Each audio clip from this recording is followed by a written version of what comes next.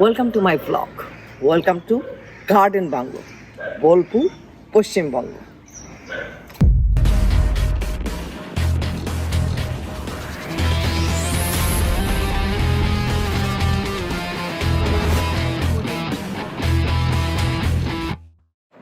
আমি এসেছি garden bungalow, সোনাঝুরি, পুরী, বোলপুর, এই জায়গাটায়। It's a beautiful resort. আমি ভিতরে ঢুকেই আমি মুগ্ধ। আর আর এই বুকিংটা পুরা করে দিয়েছে আমার বন্ধু কলকাতা থেকে সুতপা। তো সুতপা, তো ওকে অনেক অনেক থ্যাংক ইউ যে এখানে আমাকে বুকিং দেওয়ার জন্য। ও জানে যে আমি একটু হেরিটেজ এইসব পছন্দ করি। তো একটু পরে আমি রুমে যাব, সঙ্গে থাকবো।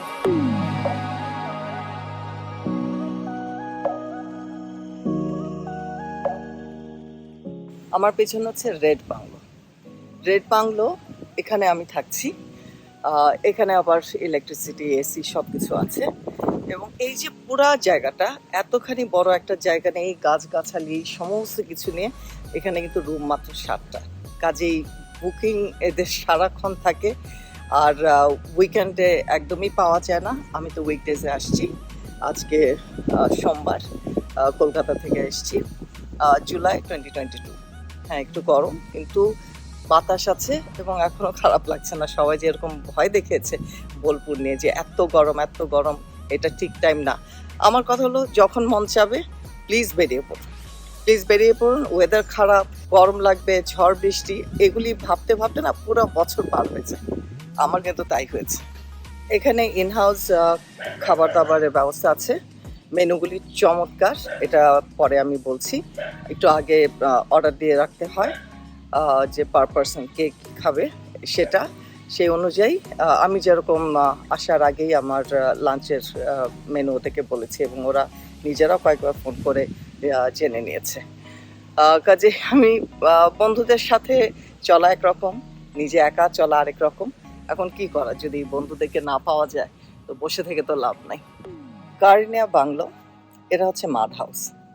মাড হাউস মানে হচ্ছে মাটির তৈরি এই বাসাটা। ভাবা যায়, একদম পুরোটা কিন্তু মাটির। উপরে রং করা হয়েছে, এই জন্য বোঝা যাচ্ছে না। আমরা গ্রামে যে মাটির বাসাগুলি দেখি, দোতলা, অনেক সময় 3তলা, ঠিক তেমনিভাবে কিন্তু এই মাড হাউসটা তৈরি হয়েছে। অপূর্ব। এই মাড হাউসটা অ্যাকচুয়ালি ওনার থাকেন, যার জন্য এটা বন্ধই থাকে। এখানে এসি নাই, কিন্তু ফ্যানের বাতাস সব কিছু, ফ্যান এগুলি সব লাগানো আছে। এবং এটার এন্ট্রি কিন্তু 2 সাইড দিয়ে একই রকম। চলুন দেখা যাক।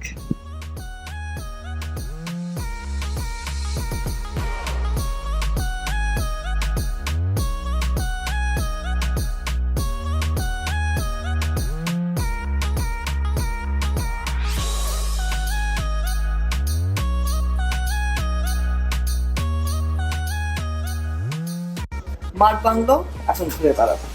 আমি আজকে লাকি যে মাঠ বাংলোটা খোলা পেয়েছি, কারণ আজকে শুটিং হবে। 2 দিন ধরে শুটিং চলে। আমি কিন্তু আমি কিন্তু এই প্রথম কোনো মাটির ঘরে আর মাটির বাসাতে আসছি।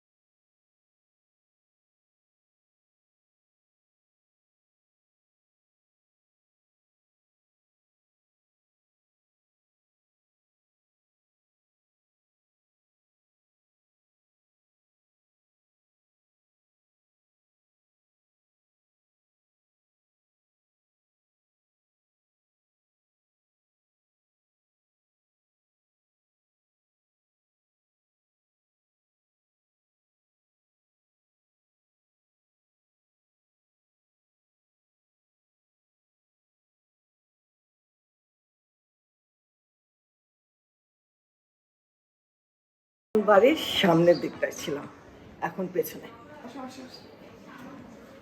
এই যে সিঁড়িটাতে উপরে উঠলাম, ওয়াও কি সুন্দর, কি যে ভালো লাগছে এখানে যে বলার মতো না।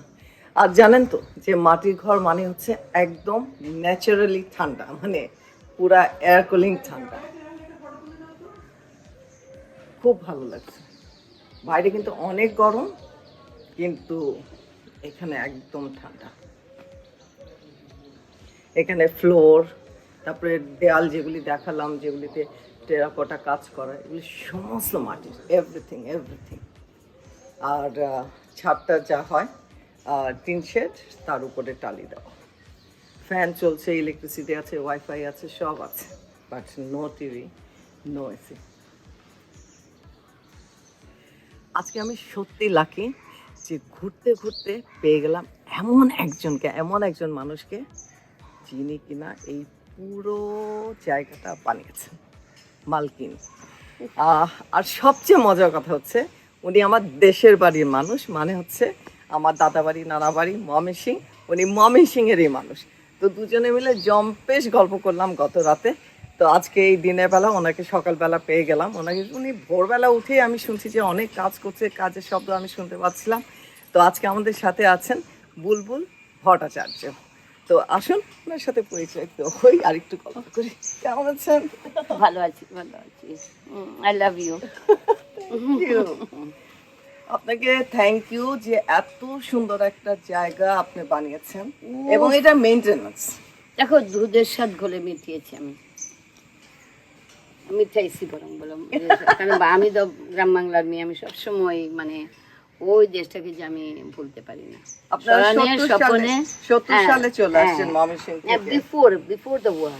Before the war. তো আসার পরে যখন আমার শান্তিনিকেতনে ওই আমার এই যে আমার দেশের মাটি, মানে ওটাই আমার কাছে অনুরণিত হয়। আমি আর কিছুতেই বলতে পারি না। আমার সেই পুকুর, কচুরিপানা, আমার সেই মাঠ ঘাট বাট, বাঁশঝাড়, গাব গাছ, এগুলো কোথায় পাবো আমি? কিছু ভুলেন নাই? না, আমি বলতে পারিনি। কারণ যখন আমি আসলাম শান্তিনিকেতনে, ওখানে বিশ্বভারতী রেজিস্ট্রার, আপনি আমাদের মতো কথা বলতে পারেন। আচ্ছা, আমাদের মতো কোনটা বাঙাল কথা, বাঙাল কথা 40 বছর তো হয়ে গেল।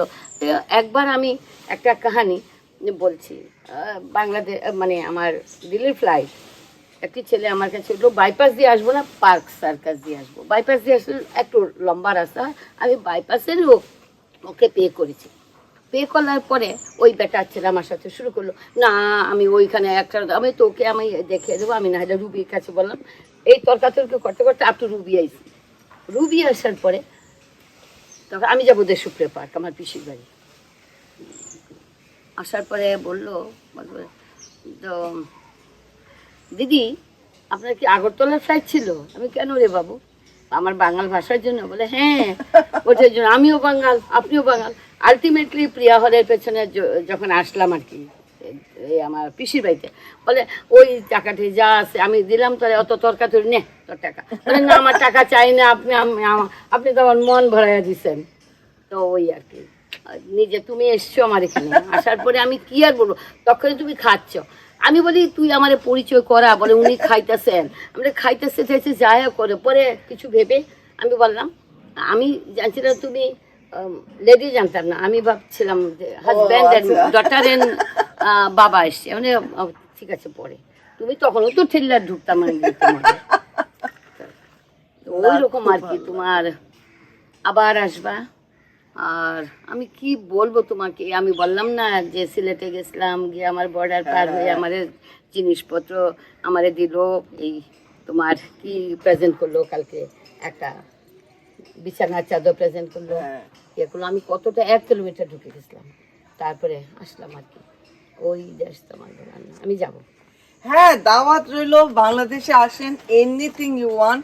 আপনি ঢাকা আমার বাসায় থাকবেন। আমি না পাখির মতো বুলবুল, আমার নাম পাখির মতো, সব জায়গায় জায়গায় যেতে হবে আমাকে। আমার ময়মনসিংহ, আমার দেশে যাইতে হবে। আমি নিজে ময়মনসিংহ নিয়ে যাবো, আমার তো ময়মনসিংহ সবচেয়ে। হ্যাঁ, কিশোরগঞ্জ সাব ডিভিশন তো আমার। তারপরে কুমিল্লা, মানে ব্রাউনবাড়িয়া আমার ঠাকুমা বাড়ি। তারপরে আমার দেশটা হলো নদী মাতৃক।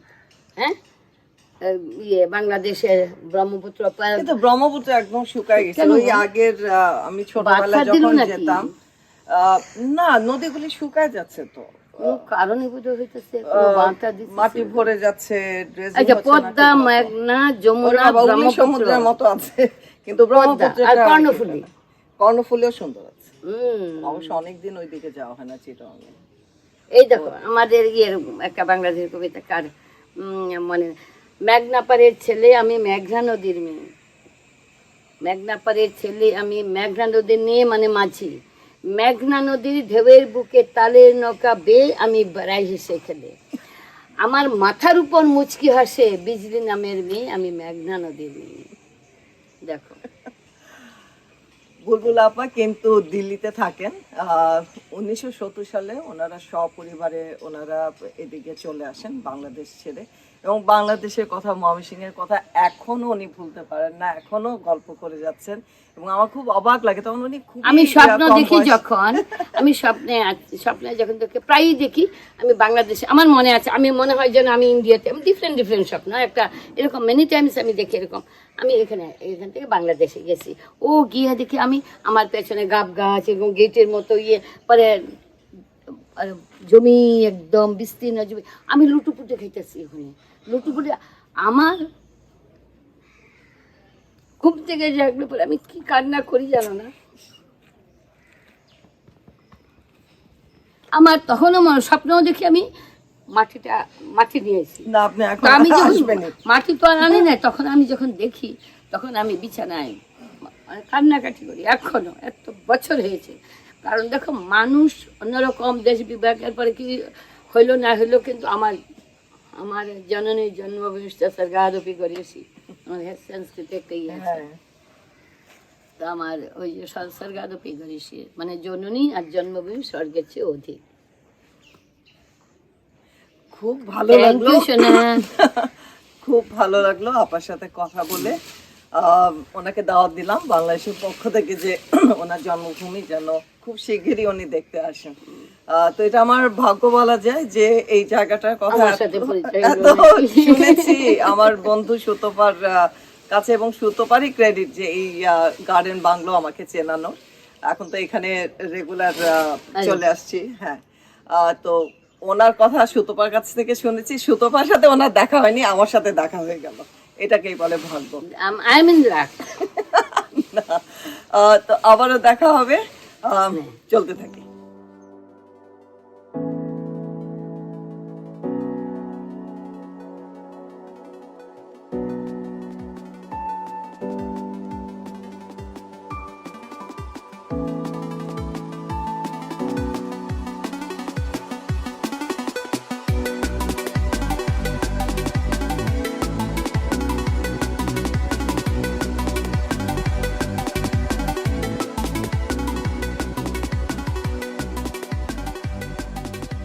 আমার ব্রেকফাস্টও চলে আসছে আমি চুজ করেছি ইন্ডিয়ান কি দিল দেখি কতগুলা লুচি আমাকে একটা এক্সট্রা প্লেট দাও আর ওনারা নিয়েছেন কন্টিনেন্টাল বন অ্যাপেটি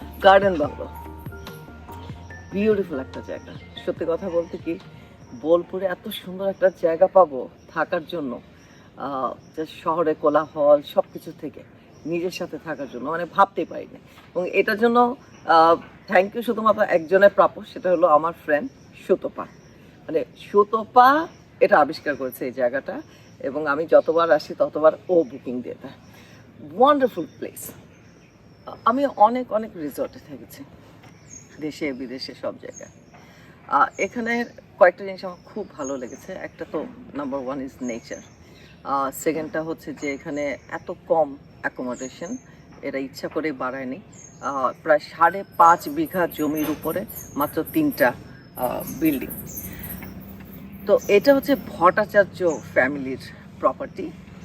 আর ভট্টাচার্য ফ্যামিলি প্রথমে এটা বানিয়েছিল, যেটা দেখেছি যে মাড হাউস, এবং আমার পিছনে যেটা আছে মেইন বিল্ডিং সেটা, এই দুটো ওরা বানিয়েছিল যে ফ্যামিলি সবাইকে নিয়ে একসাথে থাকবে সেই জন্য।